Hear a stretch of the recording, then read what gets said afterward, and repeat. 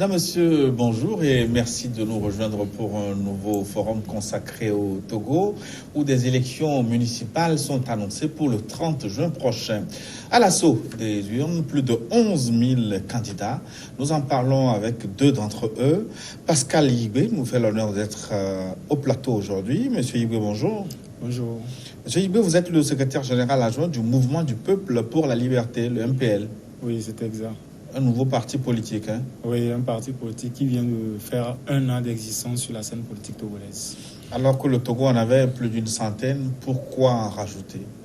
Le Togo n'a pas 100 partis politiques en activité. Je déplore quand on dit qu'il y a plusieurs partis politiques en termes de centaines.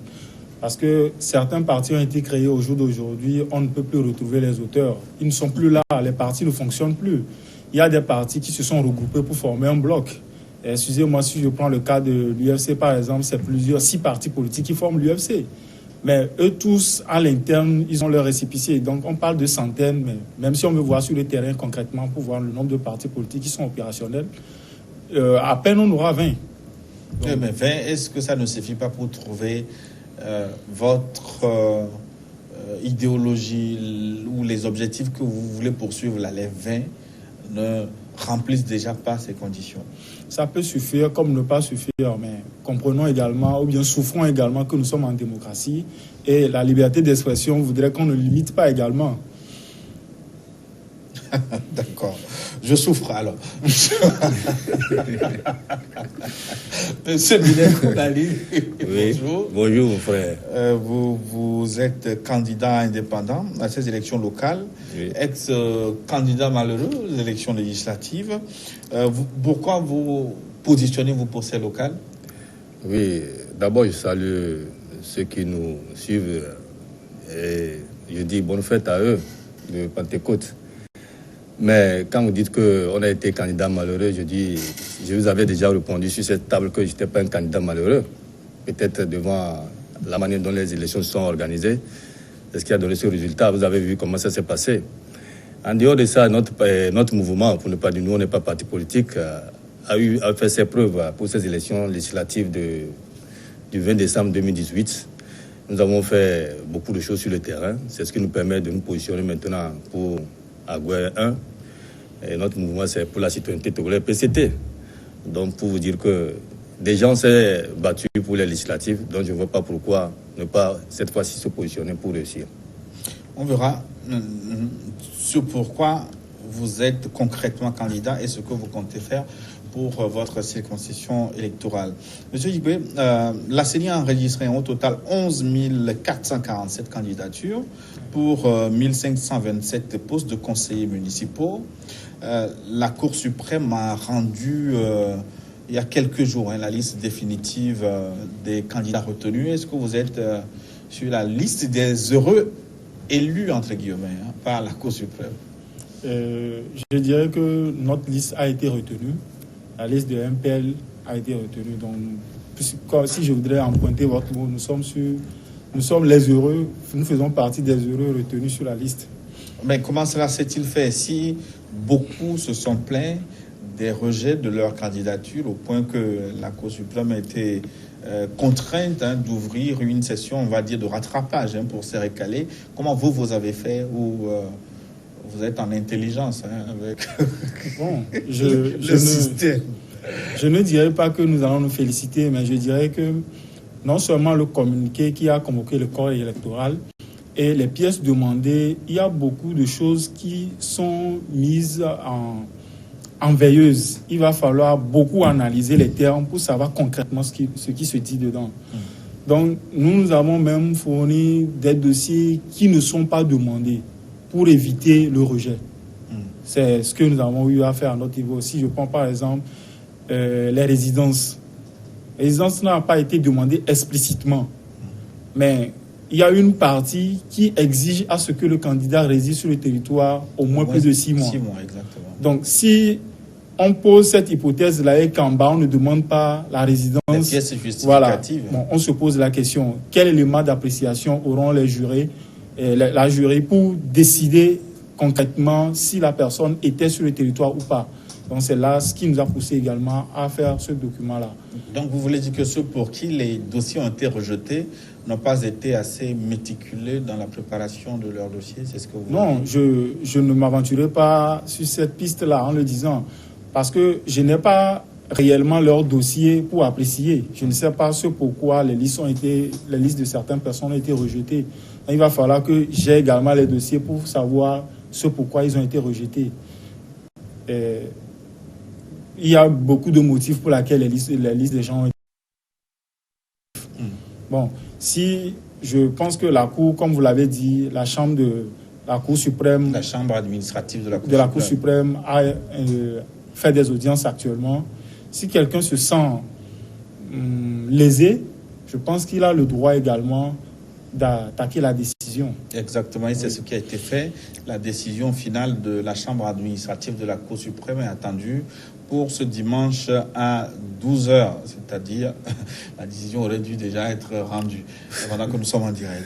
Monsieur Bining, comment avez-vous fait pour tirer vos marrons du feu électoral togolais? Bien sûr, vous savez, ici, comme vous venez de le dire, c'est mon collègue ici, les choses ont été claires quand la CENI a envoyé les pièces qu'il faut pour pouvoir constituer les dossiers.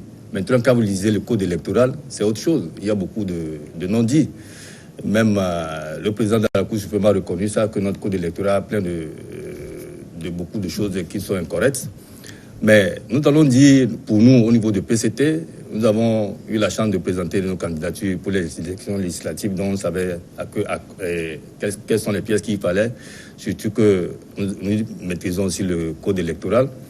Mais le problème qui s'est posé, on a rejeté les pièces des uns des autres. Ça, on doit accuser la CENI. Parce que la commission électorale, ça, il faut... A-t-elle fait? Oui. Parce que pour certains rejets, il s'agissait simplement de la non-délivrance comment vous l'appelez, des casiers judiciaires. Justement, avant la réception, c'est au niveau de la CENI. C'est la CENI qui est chargée de ces élections. Quand vous amenez vos pièces, elle est incomplète, automatiquement, elle doit la rejeter. Parce qu'on a été clair. Voici telle pièce, voici telle pièce, voici telle pièce que tu dois fournir avant que la CENI ne reçoive. Du moment où il y a un manquant, il rejette automatiquement. C'est une question de responsabilité. Mais est-ce qu'il revient à la CENI de rejeter les dossiers? Oui, la CENI... à la Cour suprême? Non. La CENI peut rejeter à son niveau. La CENI reprend les dossiers. Si tout ça correct, parce qu'il y a les pièces numérées que la CENI demande. Du moment où vous amenez des pièces qui sont incomplètes, ce n'est pas la peine de la valider. Maintenant, si la CENI voit qu'elle valide ça, cela me dit, même si la CENI valide, il y a le ministère de l'administration territoriale qui doit aussi vérifier les pièces administratives. Et à son niveau aussi, ils peuvent rejeter. Si eux ne rejettent pas, et ça arrive jusqu'à la Cour suprême, vous comprenez aisément que c'est le défaut de la CENI. C'est la CENI qui est chargée. Les autres sont là pour l'appuyer. C'est les collaborateurs, mais la CENI est chargée de rejeter les pièces, de veiller que les pièces soient justificatives.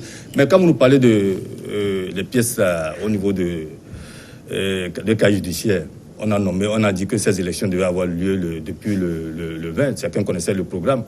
Moi, il y a des candidats sur notre liste qui sont nés à Dapon.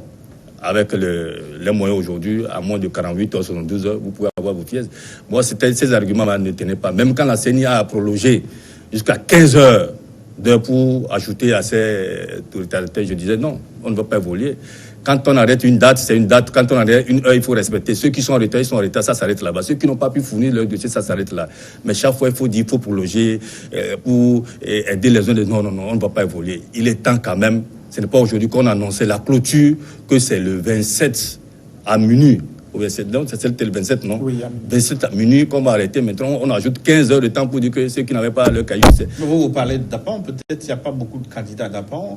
À Lomé, où on imagine le nombre de candidatures. Moi-même, je suis né à Lomé, j'ai fait mes dossiers à avoir ces pièces à Lomé, ça met beaucoup plus de temps. Pourquoi ça va mettre le temps? Peut-être au niveau du cahier judiciaire, ils ont pris les dispositions. Même les cahiers judiciaires ont été remplis pas manuellement.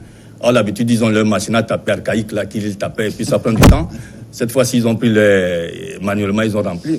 Moi, ce n'est pas des arguments qu'il faut tenir. Il ne faut pas tenir ces arguments, puisque tout le monde savait très tôt que ces élections devaient avoir lieu. Et un cahier judiciaire a pour validité 3 mois. Donc, il ne faut pas donner cet argument. Monsieur Igbe, de façon globale, est-ce qu'il n'y a pas eu beaucoup de rejets? Je n'ai pas les statistiques exactes, mais quand on écoute les plaintes sur les réseaux sociaux, sur les médias, on se dit quand même qu'il y a beaucoup de candidats récalés, non? Bon, j'ai eu la chance d'avoir participé à un atelier de formation cette semaine au niveau de la Cour suprême.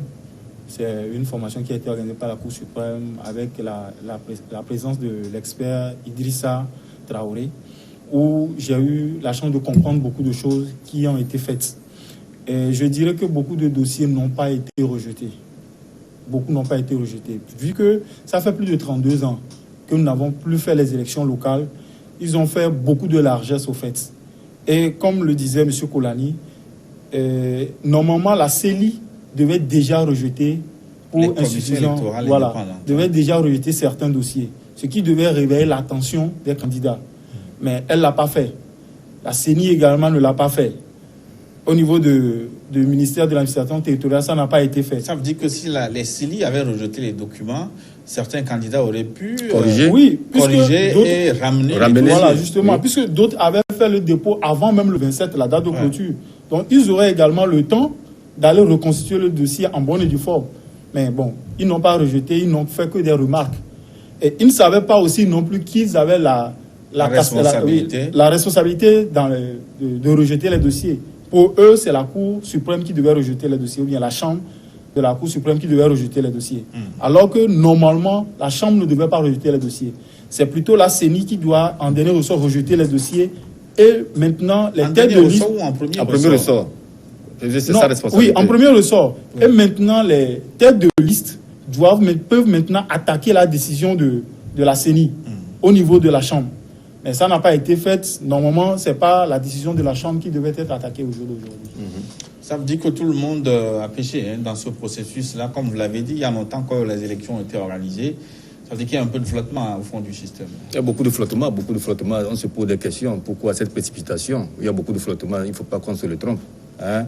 Vous comprenez aisément ce que mon collègue venait de dire. S'il faut attaquer cette décision, il fallait attaquer la CENI. À la Chambre, ce n'est pas la Chambre qui a déjà rejeté. Et aujourd'hui, il faut encore l'attaquer. Pourquoi? On va où? Si c'est la Chambre qui a rejeté, vous l'attaquez encore, c'est que vous avez le même résultat. Donc, c'est pour vous dire que, de toutes les façons, on est dans un cafouillage total. On en fait avec, parce que ceux qui nous gouvernent n'ont jamais voulu... Quand vous dites cafouillage total, est-ce que vous n'en dites pas un peu trop? Non, comment trop? Mais voici comment, même le recensement, comment le recensement s'est fait pour enrôler les gens. Et je viens de vous dire qu'ils ont prolongé 15 heures de temps. Pourquoi? Un État sérieux, l'heure c'est l'heure. Il faut avancer. C'est toujours en Afrique ici qu'on dit l'heure africaine. On a un retard, on donne des faveurs des uns des autres et on n'évolue pas. Donc c'est pour vous dire que c'est dans un cafouillage, mais avec les dénonciations, on évolue. Ils essaient de corriger. Heureusement qu'il y a des chaînes privées qui sont là. Sur ces chaînes, il y a des émissions interactives. Quand on réagit, les responsables y remédient. Donc nous allons dire quand même ceci. La fois passée, c'était quoi? C'était sur une chaîne là, c'est le président de la Cour constitutionnelle a réagi pour positionner, pour dire ça pas de vérité. Apporter des réponses à certaines candidatures. Oui. Et d'ailleurs même le président de la Cour suprême a tenu une conférence de presse ce samedi, un point de presse sur les différentes étapes impliquant la Chambre administrative de la Cour suprême. Monsieur Akakovi Gamato a apporté certaines précisions que je vous invite à suivre tout de suite. La Constitution du 14 octobre 1992, en son article 125, précise le domaine de compétence de la Chambre administrative de la Cour suprême, tout comme la loi organique numéro 97-05 du 6 mars 1997 portant organisation et fonctionnement de la Cour suprême, mais aussi la loi numéro 2013-008 du 22 mars 2013 portant code électoral en ses articles 144 à 148. Ces textes confèrent à la Chambre administrative deux compétences. La première compétence, c'est de connaître du contentieux des élections locales et la seconde consiste à proclamer les résultats définitifs. Concernant les contentieux, il y a le contentieux préélectoral. Et à ce niveau, il faut relever des irrégularités liées aux inéligibilités. La Chambre est compétente et c'est l'article 275 du Code électoral qui le précise. nous relevons des irrégularités ayant trait à la non-transmission d'une candidature à la Cour suprême. Pour les élections municipales, il faut évoquer les articles 275 à 277, mais aussi les articles 281 à 285 du Code électoral. Et ces articles prévoient deux hypothèses. La première, c'est qu'au niveau de la CENI, le contentieux porte sur le récépissé définitif après avis du ministère de l'Administration territoriale. Seconde hypothèse, au niveau de la Cour suprême, le contentieux porte sur l'omission du nom du candidat sur la liste des candidatures publiées par la Cour suprême. La Chambre administrative statue et ordonne en ce moment-là l'inscription sur la liste des candidatures. Une irrégularité ou un cas litigieux peut être également le non-versement de la caution. L'article 285, alinéa 2 du Code électoral entraîne part de l'annulation de la candidature en ce moment-là. Le 31 mai 2019, la CENI a transmis à la Cour suprême les dossiers des listes de candidats. La Chambre administrative les a examinés et a rendu le 5 juin courant l'arrêt numéro 04/19 portant publication des listes définitives pour l'élection des conseillers municipaux. Pour des raisons indépendantes de notre volonté, toutes les listes des candidats retenus n'ont pu être affichées le 5 juin, c'est-à-dire 25 jours avant la date prévue pour le scrutin. En tout état de cause, toutes les listes définitives retenues et celles qui sont rejetées sont affichées au siège de la Cour suprême et transmises à la CENI le 7 juin 2019. Mais suite au rejet de certaines listes de candidats, pour des motifs divers précisés dans l'arrêt ci-dessus indiqué, le greffe de la Cour suprême reçoit des recours. La Chambre administrative est en train de les examiner pour une décision définitive le dimanche 9 juin à 12 h, afin de permettre aux listes définitivement retenues d'assurer le versement de leur cautionnement au Trésor public à Lomé ou dans ses agences à l'intérieur du pays. Les bureaux du Trésor public sont ouverts jusqu'à 18 h. Le processus électoral étant déjà mis en branle, nous essayons de mettre les bouchées doubles pour être à la hauteur de notre mission.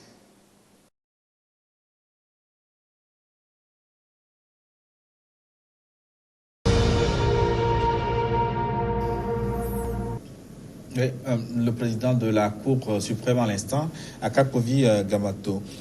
Biring Kolani, vous l'avez écouté, la Cour suprême fait en tout cas preuve d'une bonne circulation de l'information. Non, quand vous dites ça, c'est pas bien. Ils n'ont pas été sur les réseaux sociaux que le 5, c'était le 5 que nous on a vu le communiqué que Gamato a sorti. Et qu'est-ce que le communiqué disait? Que les listes définitives sont sorties. Il avait voulu respecter les tests qu'on s'est donnés, c'est-à-dire le code électoral dit bien que 25 jours avant le vote du scrutin, il faut que les listes définitives soient prononcées par la Cour suprême. Donc il a respecté. Au lieu de dire, dans ce communiqué, il devait dire les différences qu'il est en train de dire, que nous avons certaines listes qui sont définies et qui sont sorties, mais il faut vous patienter, on va arranger le reste. Mais quand il dit que tout est sorti définitivement, le 5, là, quand vous lisez le communiqué, c'est pas bien. Et ça a mis les gens en frustration. Le lendemain, les gens courent vers les CELI, on ne trouve pas. Et c'est sur des chaînes que nous l'avons interpellé. Et c'était seulement Golf qui était prêt le lendemain. Et de Lomé à 5 ans, personne n'avait sa liste. Maintenant, aujourd'hui, sur Rattrape, oui, c'est cette communication que nous disons. Quand vous communiquez, c'est plus facile. Surtout que vous voulez faire des trucs pour la population, il faut toujours communiquer. Même la CENI ne communique pas. Mais ce qu'il vient de faire, il s'est rattrapé, on peut dire c'est bien. Mais au début, c'était pas ça. Il fallait quand même présenter ses excuses, dire que, compte tenu de ceci devait se faire, cette conférence même devait se faire avant qu'il ne soit le communiqué. Mais le 5, ça devait se faire le 5 en disant que pour ceci, bien sûr que nous allons respecter le code, mais nous avons ceci. On devait le mettre à l'aise. Mais quand ils sont se communiquer disant que la liste définitive est sortie, c'est comme ils voulaient se dégager vis-à-vis du code électoral pour dire que lui, il s'est prononcé le 5, il n'est pas en retard, c'est tout. Mais c'est pas bien, c'est pas responsable. Comme il se rattrape, c'est bon. Un processus électoral, c'est un processus très lourd, difficile, hein, qui demande beaucoup de doigté. Est-ce que ces manquements ne sont pas quelque peu normaux, on va dire? Bon, je ne vais pas excuser la Cour, ni excuser tous ceux qui sont impliqués, les partenaires qui sont impliqués. Mais je suis humain et je voudrais reconnaître également une portion. Et cette portion, c'est que il y a plus de 32 ans, ça n'a plus été fait.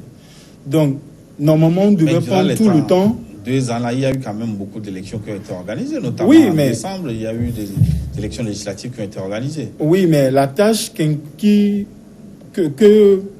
les élections municipales demandent, tout ce qui devait être fait au niveau des élections municipales est plus lourd que ce qui doit être fait au niveau des élections présidentielles comme législatives. Oui. S'il faut revoir toutes les listes, bon, comprenons également que la Cour suprême ne dispose pas également de personnel, de ressources humaines pour faire tout ce travail. Je ne les excuse pas, mais il faut quand même comprendre que c'est une lourde tâche. Mais quand on prend 32 ans pour le faire, est-ce que c'est... Voilà, c'est là où je dis, avec tout le temps, 32 ans, normalement, bon, il devait prendre tout le temps nécessaire pour le faire. Si ça ne suffisait pas, il ne fallait pas convoquer le corps électoral. Alors. Oui. Il fallait prendre tout son temps, tout régler minutieusement avant de convoquer le corps électoral. Mais le convoquer, c'est comme si on était fin prêt. Mais alors qu'on ne l'est pas en réalité. Mais pourquoi on n'est jamais prêt pour les élections en Afrique, M. Kolani? Ouais, c'est ce que je vous dis, c'est une question de responsabilité. Et puis ceux qui nous gouvernent, vous savez qu'ils veulent toujours conserver le pouvoir. Donc ils ont... Non, moi je ne parle pas, moi je parle de façon générale. Ouais, de façon... Dans tous les pays pratiquement en Afrique, on n'est jamais prêt pour les scrutins électoraux. Mais moi je préfère parler de mon pays parce que je connais mieux mon pays que d'autres pays. Donc je préfère parler du Togo. Et la majorité des pays africains, comme tu le dis, c'est ceux qui sont au pouvoir. Pour organiser les élections, ils passeront par tous les moyens pour conserver le pouvoir. Donc, ils le font dans un cafouillage. Mais si, en face d'eux, il y a une opposition qui pèse dans la balance, je pense que tout va rentrer dans l'ordre. Et puis, nos CENI sont politisés. Vous voyez, si c'était l'administration qui l'organisait, on pouvait encore mieux comprendre. Mais je sais bien qu'avec ces élections locales, si on arrivait à mieux les organiser, ces genres de difficultés vont s'effacer parce que les maires auront le temps de relayer, de prendre même la place de cette CENI. Parce qu'il connaîtra bien sa population, ceux qui sont éligibles, ceux qui peuvent voter. Et c'est à partir de cette base qu'on donnera des informations peut-être à la CENI. Donc je pense qu'avec ces élections, beaucoup de choses vont changer dans notre pays. Mais Pascal Laïgbé, avec cette publication des listes à 2 vitesses, est-ce que la Cour suprême, ou en tout cas sa chambre administrative, ne fournit pas des arguments à certains candidats pour les attaquer après les élections? Parce que la loi est claire, il faut publier les listes 25 jours avant la date du scrutin. Maintenant que certains noms vont sortir à moins de 25 jours avant la date du scrutin, est-ce que ce n'est pas un terreau fertile pour des contentieux électoraux? Oui, c'est des arguments pour toute personne qui se sent lésée dans ses droits et de le faire valoir au niveau de la Cour suprême. Je pense que ça dépendra de quel niveau on est et des résultats. Beaucoup de personnes, quand les résultats ne vont pas à leur avantage, ils trouveront quand même matière à accuser cette Cour ou bien à accuser même tout le processus. Et je dirais que la Cour suprême et même tout le gouvernement donnent maintenant de l'opportunité, fournit des opportunités aux candidats ou bien aux listes, voire même des partis politiques de trouver matière à les accuser plus tard. Dans ces conditions-là, est-ce que nous sommes prêts pour le scrutin le 30 juin? La question aurait dû être posée à la CENI. Bon, puisque vous êtes acteur aussi et candidat, est-ce que vous êtes prêts pour le scrutin du 30 juin? Nous sommes prêts. Si on dit qu'on n'est pas prêt, c'est faux. Nous sommes prêts parce que la date est annoncée il y a longtemps. Donc nous sommes en train de faire avec eux. Bien sûr qu'il y a beaucoup de choses à dire, mais de toutes les façons, les élections auront lieu le 30 juin. Et en voyant ce qui se passe, déjà on a payé des cautions jusqu'à aujourd'hui à 18h. On va fermer le guichet au niveau du Trésor et les listes définitives vont sortir. puisque ceux qui n'auront pas la chance de payer leur caution. Une chose est que vous êtes retenu par la Cour suprême. L'autre chose est que d'aller payer aussi la caution. Si vous ne payez pas la caution, votre liste est rejetée. Là, il n'y a plus recours. Vous comprenez? Donc, c'est peut-être ce soir, après 18h, qu'on verra définitivement ceux qui sont retenus pour ces élections. Mais je voudrais vous ouvrir une parenthèse. À quoi sert, au fond, la caution? Oui, la caution, c'est tout juste pour éviter que tout le monde s'aventure, pour dire que je suis candidat. Parce que si on ne met pas ça, tout le monde dira que je suis candidat. Ça serait un cafouillage total. Si tu es un indépendant ou bien un parti politique, il faut aussi avoir des petits moyens pour dire que non seulement ça, c'est caution, vous entendez même le mot caution. Si vous allez, vous avez 5%, on vous remet votre argent. Donc, il faut être capable, quand vous savez que vous déboursez votre argent pour déposer, pour aller conquérir quand même le suffrage des Togolais, il faut quand même avoir le minimum que tu as. Sinon, tout le monde doit s'aventurer. Ça, c'est une bonne chose. Maintenant, il faut voir le montant. C'est pourquoi, dans notre code électoral, c'est bien dit que c'est au Conseil des ministres qui décide le montant qu'il faut verser.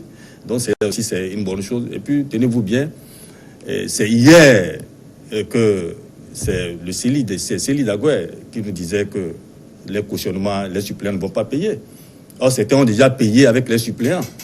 Donc, hier, quand on est arrivé au Trésor, on nous a dit non, que vous ne payez pas pour les suppléants, c'est les titulaires seulement qui vont payer. Et ceux qui ont déjà payé, on dit non, ils vont passer pour rechercher leur argent. Or, dans le code électoral, c'est tout le monde qui doit payer. Donc, c'est la veille au Conseil des ministres, il y a eu une article qui est sorti et par la vigilance de le CELI d'Agoué, M. Tchalim, qui a dit non.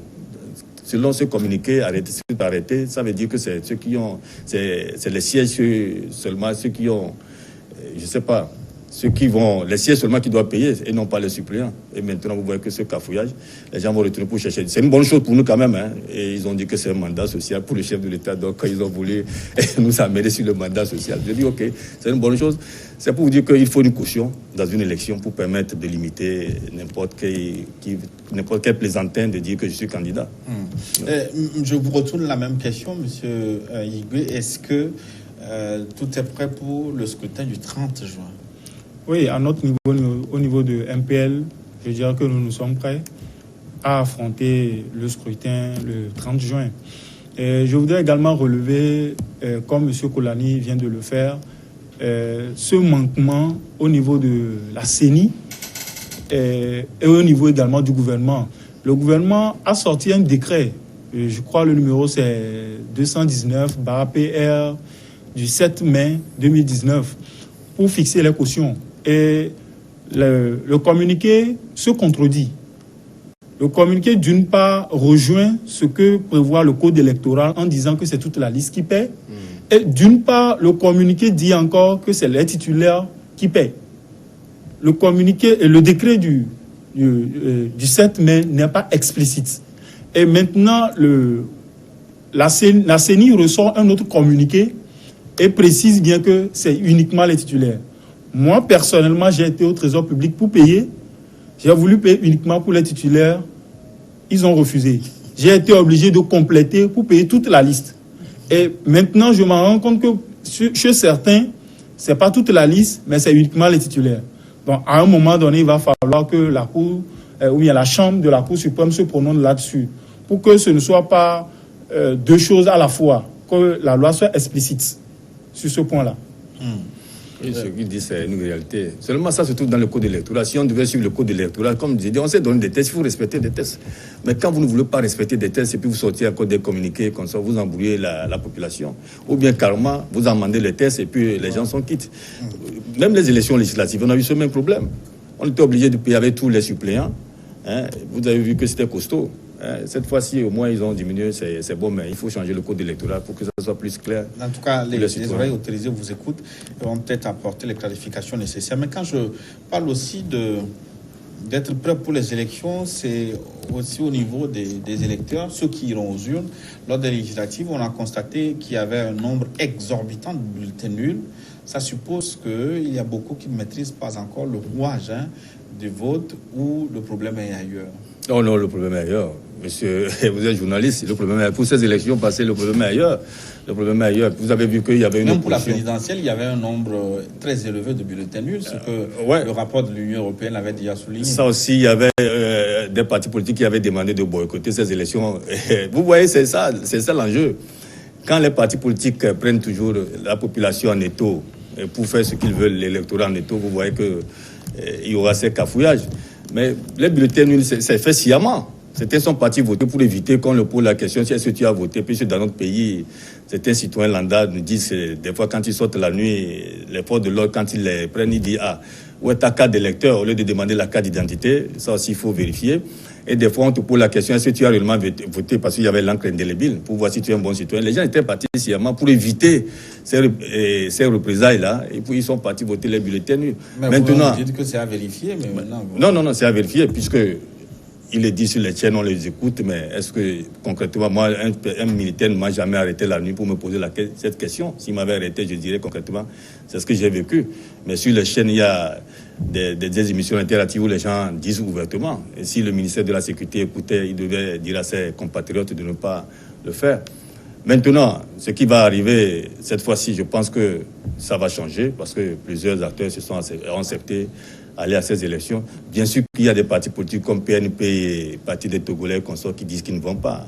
Leurs militants aussi, s'ils ont les cartes, vous voyez qu'ils iront voter encore nul pour éviter qu'on dise qu'ils n'ont pas été votés.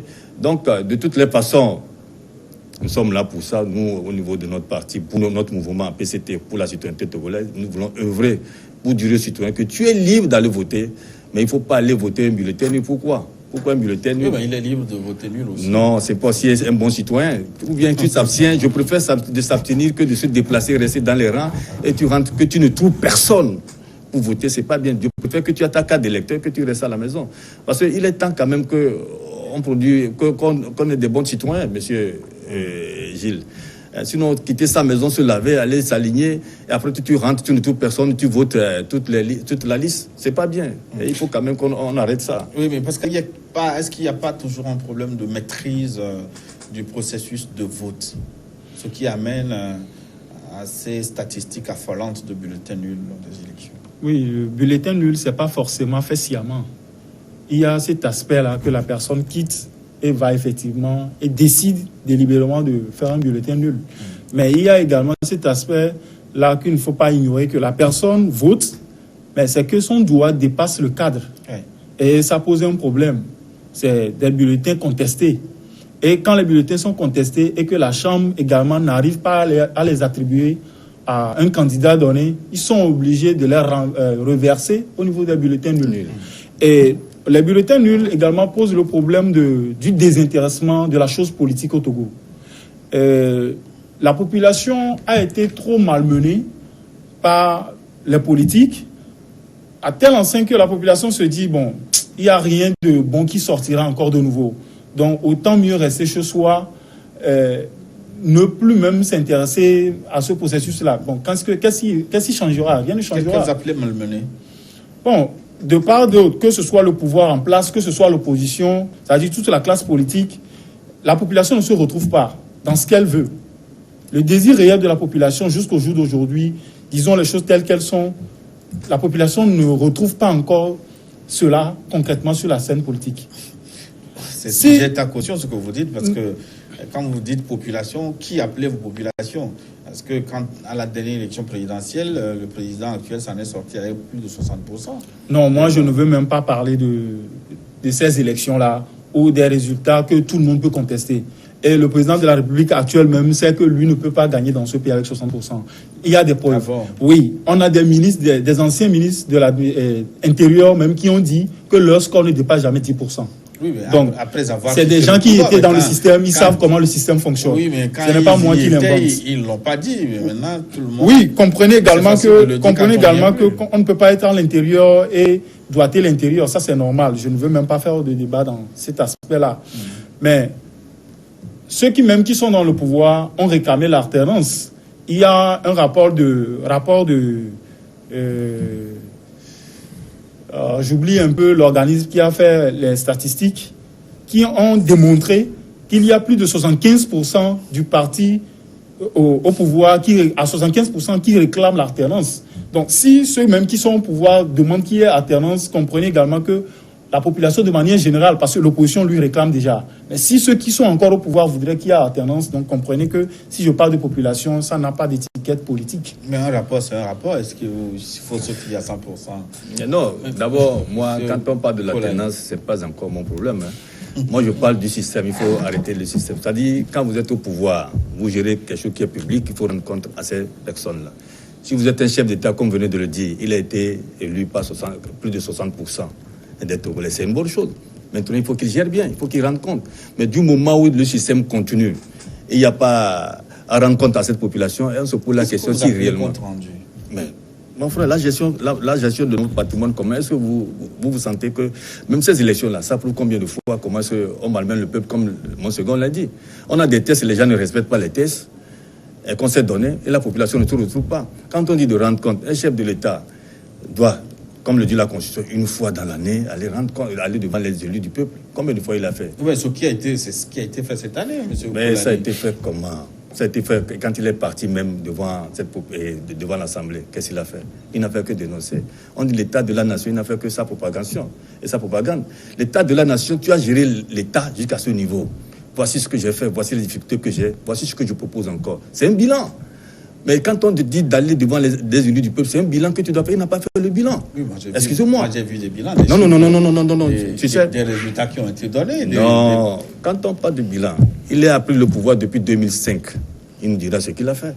Même les rapports qu'il a demandés au niveau de la CVJR.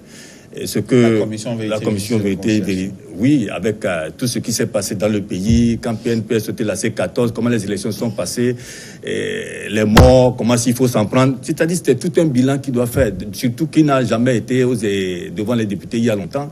L'exercice qui s'est prêté, bien sûr qu'on dirait qu'il a respecté, mais le contenu, ce que le code dit, ce n'est pas ce qu'il a fait. Ce que la Constitution dit, ce n'est pas ce qu'il a fait. Mais on dira qu'il a été, qu'est-ce qu'il a donné, est-ce que c'est bien? Mais je veux revenir, quand mon second parlait pour les bulletins nuls. Oui, on fait des élections il y a longtemps. La population maintenant togolaise sait comment voter. Bon, on ne peut pas dire encore à cette population comment voter. Et donc, on ne peut pas dire que peut-être le cadre qu'il est en train de dire là, on peut accepter. Mais toute la population aujourd'hui sait comment voter. Et pour ne pas dire qu'on va encore faire des bulletins nuls. Mais certains le font sciemment. Si vous voyez quelqu'un qui va voter et vous voyez son empreinte, qui est plus d'espace, qui est parti dans deux côtés, mais tant mieux, le milieu est là. Mais comme la CENI est composée, pas des techniciens, mais pas des partis politiques, celui qui est dans la chambre et dans la salle, il pense que ce n'est pas son parti qui est lésé, il dit, ah ça c'est un bulletin nul. Et c'est là où il y a problème. Donc ça aussi, il faut sensibiliser ces gens-là, ou bien ces personnes qui sont au niveau d'un bureau de vote, de ne pas regarder l'intérêt de leur parti. Et c'est ce qui fait mal, quand tu parles de l'alternance même, les partis politiques au Togo aujourd'hui, c'est leurs intérêts personnels. Le parti au pouvoir aussi, c'est son intérêt personnel. Et le peuple ne se retrouve pas. Si c'était l'intérêt général de la population, là, d'accord. C'est pourquoi même ces échéances-là, vous allez voir que la population n'est pas intéressée. D'abord, il n'y a pas la communication. Les gens ne sont pas intéressés. Vous allez voir beaucoup d'abstention encore. Les gens n'iront pas voter. Parce qu'ils ne savent même pas de quelle élection il s'agit. Ouais. Oui. Toutes ces critiques, est-ce que vous pensez que ces élections seront transparentes? Est-ce que vous êtes confiant par rapport à ce processus? Monsieur Igwe, je commence avec vous.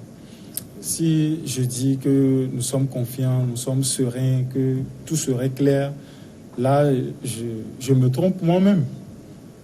Mais vous avez des appréhensions alors, hein? Pas des appréhensions, mais nous savons toujours que d'abord, de manière générale, les élections en Afrique n'ont jamais été transparentes. Ça, c'est un. Maintenant, de deux, dans notre pays, nous avons l'expérience qu'elles n'ont jamais été transparentes. Il y a toujours des choses à redire. Maintenant, chaque parti politique ou bien chaque QG essaie de faire de son maximum pour limiter les fraudes ou disons les fraudes à son niveau, pour qu'il y ait un peu plus de transparence. Et également, les recours sont là également pour réclamer plus d'espace de liberté par rapport à cet état de choses. Donc, je ne peux pas dire que nous avons confiance que ce serait transparent. Non, ça, c'est pas possible. Mais vous parlez de fraude comme si ça venait seulement d'un seul camp. Est-ce que les partis qui ne sont pas au pouvoir ne sont pas capables de fraude? Oui. La fraude Ça s'explique, je vais pas m'aventurer à l'expliquer parce que je ne suis pas juriste, je n'ai pas cette compétence-là pour le faire, mais la fraude se fait de plusieurs manières, de diverses manières. Et toute personne, ou bien tout candidat, ou tout parti politique a l'habilité de le faire. Et ça se fait d'ailleurs. Donc je ne peux pas doiter un camp. Mais la fraude qui se fait de manière plus massive, c'est plus du côté du pouvoir. Oui, mais chacun fait ses preuves avec ses moyens. Mais je ne refuse pas, mais il faut quand même le dire et le dénoncer. Quand vous parlez de preuves, vous faites allusion à quoi? Preuves. Fraude. De fraude. Ouais. Oui, mais enrôler même des mineurs sur la liste, c'est déjà une fraude. Cette affaire de mineur, moi, j'ai jamais compris. Parce que quand on enrôle un mineur, personne ne sait pour qui le mineur va voter. Non, celui qui l'enrôle, est-ce qu'il sait? Celui qui l'a amené à s'inscrire, bien qu'il n'a pas 18 ans révolus, il sait ce pourquoi il a obligé ce mineur à le faire. Donc, parce que si nous nous rappelons le recensement qui a été fait en 2018, oui. Mais on a renvoyé les gens dans les écoles pour qu'ils aillent s'enrôler sur les listes. Alors qu'ils savaient pertinemment qu'il y a beaucoup d'entre eux qui n'avaient pas l'âge majeur. Oui, mais la CENI au jour d'aujourd'hui a précisé que cette liste n'a jamais été expurgé de près de combien? 4000 Je pense que nous avons discuté de cela sur ce plateau. Ouais. Ces mineurs, comme il est en train de le dire, peut-être qu'ils voteront pour l'opposition. Oui. Peut-être que c'est l'opposition qui l'a fait ciment ou bien c'est le parti au pouvoir. C'est là où nous nous posons la question. C'est pourquoi, à notre niveau, PCT pour la citoyenneté, pourquoi un bon citoyen un peu poser ces actes comme ça? C'est pas bien. Même quand vous parlez de ces élections, ça serait transparent. Pourquoi frauder? Pourquoi frauder? Nous allons à un jeu où c'est le fair play. Tu gagnes aujourd'hui, dans 5 ans, on va se retrouver. Moi, j'ai été aux élections législatives. Oui, si on a fraudé, on a volé, tant mieux. Je m'en vais encore. Vous comprenez? Mais de toutes les façons que les Togolais comprennent, ou bien les citoyens comprennent qu'il n'est pas la peine, dans les bureaux de vote, poser ces actes-là. Sinon, tôt ou tard, ça va vous rattraper. Si vous votez pour des gens et vous volez pour les voter, ils n'auront pas cette sagesse-là, cette force divine pour mieux vous gérer. Vous allez voir qu'ils seraient dans un cafouillage total et vous n'aurez pas le résultat voulu. Mais ces élections, vraiment, sans vous mentir, il y aura des fissures encore. D'abord, au niveau du recensement, ce n'est pas tout le monde qui a pu s'enrôler, puisque les kits qu'on avait, c'était les kits qui sont destinés dans une zone d'abord, et puis la deuxième zone. Maintenant, on a reparti ça sur toute l'étendue du territoire. Dans certains centres où il y avait 5 kits, et 5, il y avait 5 kits. Aujourd'hui, on n'a qu'une seule kit. Et on a enrôlé combien de personnes? Donc, il y a beaucoup qui sont restés sur les carreaux, qui ne sont pas fait enrôler. Et puis, le problème que nous aurons encore, exemple, moi, j'ai été aux élections législatives dans le Grand Lomé. Donc, quelqu'un, exemple, Gilles Bocor, vous habitez à Goué, mais vous vous êtes fait recenser dans votre service à côté, peut-être qu'il y avait une école à côté qui recensait les gens. Vous êtes fait inscrire là. Demain, vous voulez élire votre maire. Oh, le maire est à Goué, vous habitez à Goué. Mais votre carte porte, vous êtes inscrit dans Golfe. Mais est-ce que vous pouvez aller voter le jour-là à Goué? Parce que votre nom ne se figurera pas sur la liste affichée devant la classe. Donc nous demandons ici, sur votre plateau, je l'ai dit, à la CENI de comprendre, tous dans les circonscriptions électorales, ceux qui viendront avec les cartes, on peut inscrire leur nom manuellement et voir son numéro de carte électorale et puis qu'ils votent. Parce que normalement, ces recensements devaient se faire commune par commune pour éviter toutes ces frustrations.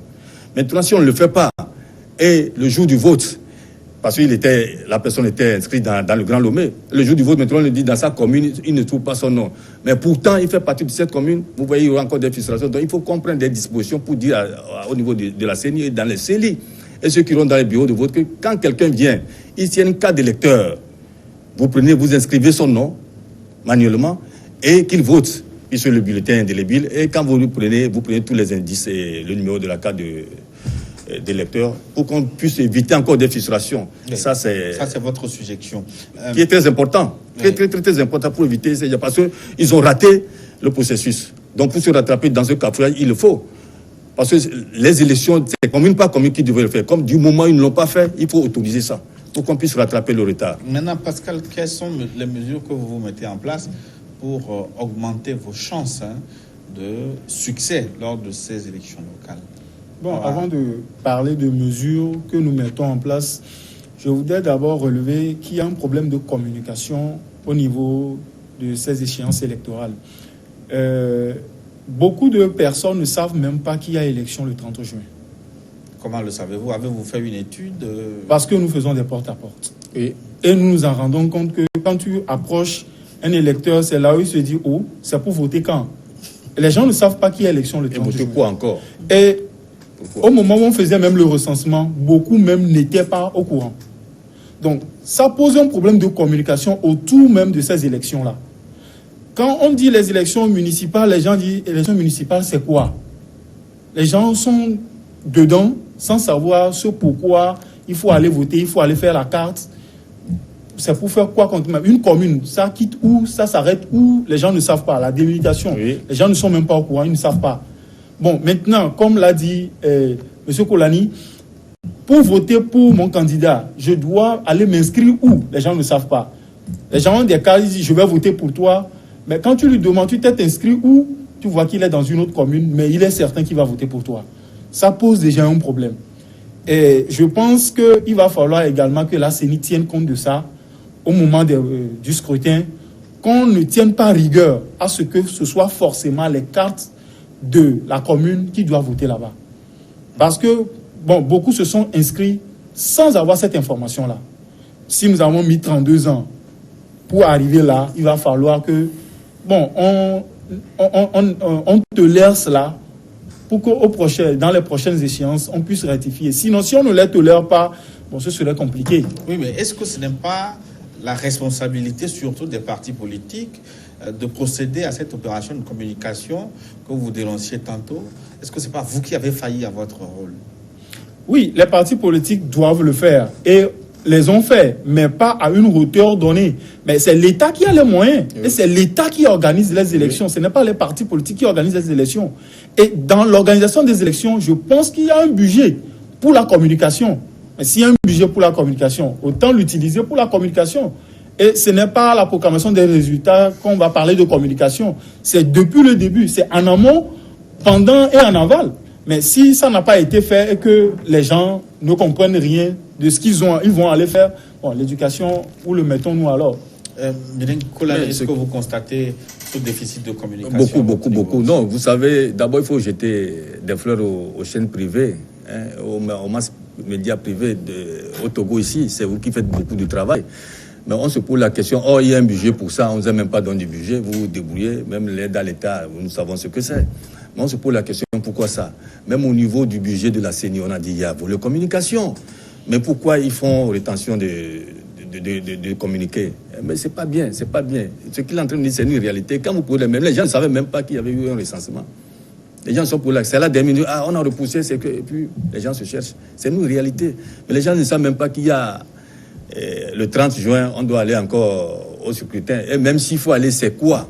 Il n'y a pas eu cette communication. Or, l'État a des moyens pour sensibiliser, surtout que ces élections sont très importantes pour toute la population. C'est les élections à la base. C'est le développement à la base. C'est la gouvernance à la base. Donc, si on ne prend pas tout ce temps pour le faire, et c'est dans un cafouillage que nous évoluons, il est temps quand même de nous rattraper avant que ça n'arrive. Donc, il faut beaucoup communiquer. D'abord, il faut que, s'ils nous écoutent, les autorités s'approchent vers vous pour permettre des émissions synchronisées et pour que sur toute l'étendue du temps, les gens puissent s'imprégner de la chose. Il n'est pas encore tard, surtout que la campagne commence le 14, et au moins pour imprégner tout un chacun qu'il y a quelque chose qui se passe sur la tête de nos aïeux. D'accord. On verra dans la seconde partie votre compréhension des enjeux de ce scrutin local et surtout ce que vous proposez pour l'administration de vos différentes communes.